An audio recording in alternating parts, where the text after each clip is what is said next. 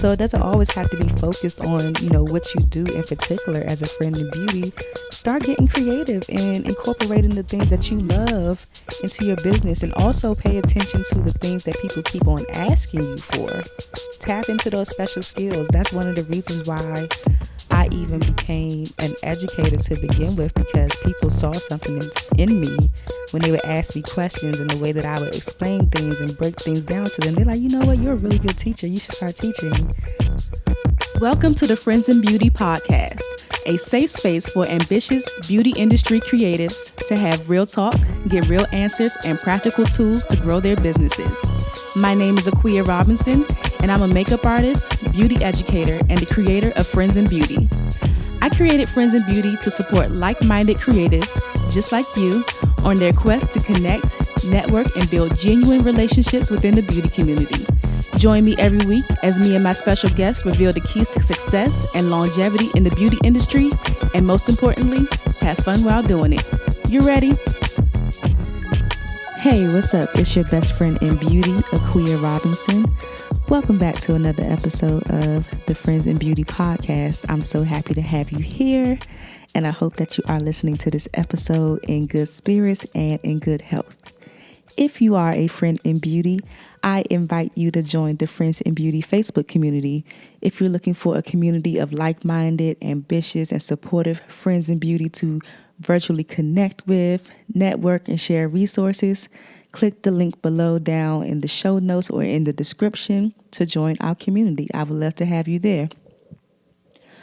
Also, follow us on all social media platforms at Friends in Beauty and use the hashtag FIB Friday Feature if you would like to be spotlighted for any accomplishments that you have achieved so far, whether you're teaching your first class, whether you've launched a product, whether you landed a big client that you've always wanted. Whatever it is, I would love to celebrate you and share your accomplishments with the Friends in Beauty community. So use that hashtag FIB Friday Feature so I can see what you're up to. Also, this podcast is available on Apple. If you have an Apple product, I would really appreciate you finding the Friends in Beauty podcast and leaving us a 5-star rating and review, and letting me know how you really feel about the podcast so other people can find us and, share it, of course. We're also on YouTube, so if you like to watch these episodes, especially the interview episodes on YouTube, so you can see our faces, subscribe to us on YouTube. I need some more subscribers over there, okay? And also share the Friends in Beauty podcast with your friends, your family, any other friends in beauty that you know who can benefit from the information that is being shared, because we are trying to grow this community and I need your help. So share. Sharing is caring. Now, in this episode of the Friends in Beauty podcast, I want to talk to you really quickly about how to stand out in an oversaturated market. Now, since you are a friend in beauty, I know that you've heard this term before, with you being a makeup artist, a hairstylist, photographer, model, what have you, anything in the creative sector. We always hear that the market is oversaturated. And when people hear that, it tends to discourage them from going after their dreams in some way, because they feel like there's no room for them. Well, I do feel differently about, the term being oversaturated, the term oversaturation. Okay. Got to get my words together, man. I do feel differently about that term, because if you think about it, I've heard the example before of if you go down the bread aisle in the grocery store and you see all those different brands of bread. It's still bread, but that company didn't say, you know what, I'm not going to make sliced bread because there's so many, bread brands on the market already.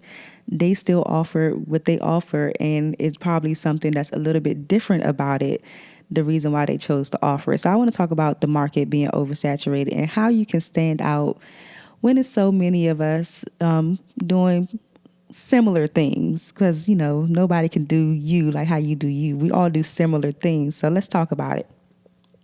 So I want to give you 3 ways to stand out in an oversaturated market. And the first one, which we always hear, but people don't take it seriously a lot of the times, is to just be yourself. First tip is to just be yourself. Anytime that you start comparing yourself, that's when things start to get very tricky. Be yourself. You don't have to try to be like anybody else but you. Of course, you can look at people and admire them for their spunk and their drive or what have you, but you're capable of doing the same thing too. And because you're being yourself, you have something unique that you can bring to the table with your own unique personality, your own unique background, your own unique gifts. So just be yourself, okay? Because those people who you see winning and succeeding by being who they are, they're winning because they're being who they are. You cannot be them. You cannot be them. So be yourself, whether that's a quirky person, if you're funny, if you're quiet, there's nothing wrong with that. Because the sooner you start being yourself, you're going to start attracting the people who are similar to you or who you resonate with. They don't want to see another version of somebody else. They want to tap into you. So just be yourself. The second thing that I can say that would help you stand out is to start tapping into those special gifts and skills that you have aside from whatever you do as a friend in beauty. So what I mean by that, for example, I have an IT degree. So with me having an IT degree, I'm really techie. Like, I know most creatives, they don't get into the technical side of things or any computer things a lot of the times. Like, that's pretty much over their head. But for me, because I am techie, I have an IT degree, I just love computers. I've always loved programming. Like, that was my thing when I was in college. I wanted to be a programmer.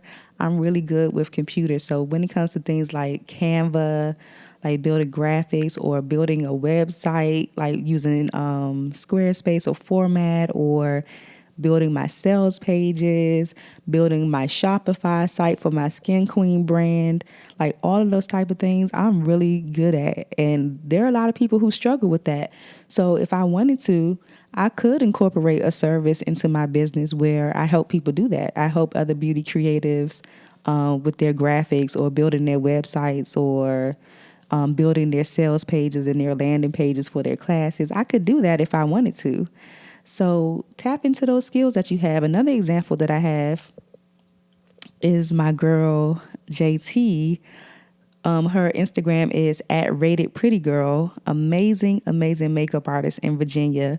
But what she has started to do now, because JT's fashion sense is just impeccable. The girl, she just puts stuff together. She can dress her. She's beautiful. Her makeup, everything about her whole look is just stunning. So what JT has started to do, because a lot of people started to reach out to her asking her like about her fashion, like I would never think to put those patterns together, or I would never think to style things this way, or how do you even, come up with these ideas? What JT has done now is she has started to incorporate styling into her business. So if you head over to her page, you'll see that not only does she do makeup, but she can style her clients from head to toe for shoots and stuff, or just help them, revamp their look in their closet. So it doesn't always have to be focused on, what you do in particular as a friend in beauty. Start getting creative and incorporating the things that you love into your business, and also pay attention to the things that people keep on asking you for. Tap into those special skills. That's one of the reasons why I even became an educator to begin with, because people saw something in me when they would ask me questions, and the way that I would explain things and break things down to them. They're like, you know what, you're a really good teacher. You should start teaching. And I never even thought that to be true until I actually did it. And I continued to get good feedback from people saying, that made sense the way you explained it. Like, you're a really good teacher. So tap into those special skills that you have.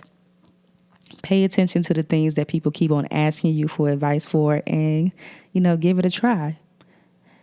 And the last thing that I want to say about how you can start to stand out in this quote unquote oversaturated market is to become an expert in something. Begin teaching about something. Become an expert in something, whatever that is. If you're a photographer and you are just bomb with beauty, Become an expert at beauty photography and begin talking about beauty photography, giving your tips about your lighting, your positioning, how you choose your models, how you get your inspo for the beauty. What are the things that you focus on for a beauty image? If you're a makeup artist and let me see, if you just love brows, that could be a thing. Brows is definitely a thing. You see all these brow pencils and brow products on the market. Become an expert in brows and how you shape the brow, how you get different shapes for the brow, the tools that you use for brows, everything related to brows. Become an expert in something. You have to be known for something, okay?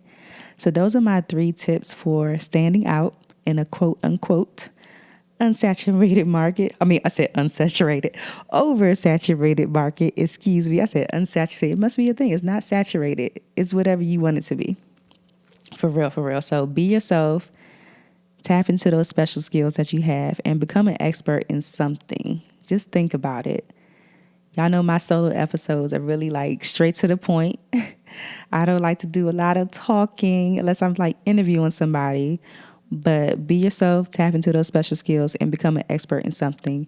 When it comes to my solo episodes, if there's anything in particular that you would like me to touch on, feel free to shoot me a email, a DM, something. Get in contact with me. All of the information to contact me is down below in the description or in the show notes. And I hope this was helpful as usual. And I will talk to you next week in another episode of the Friends in Beauty podcast. I look forward to seeing you win. So start tapping into all of those things that we just talked about. All right. Talk to you soon. Bye. Thanks for listening to the Friends in Beauty podcast. Don't forget, sharing is caring. Share this episode with at least one friend in beauty, and subscribe, rate, and review on Apple Podcasts so that other friends in beauty can find this show. Plus, we'd love to hear your feedback. Connect with us on all social media platforms at Friends in Beauty, #FriendsInBeauty to join the conversation, and join our Friends in Beauty Facebook community to stay connected. Talk to you soon.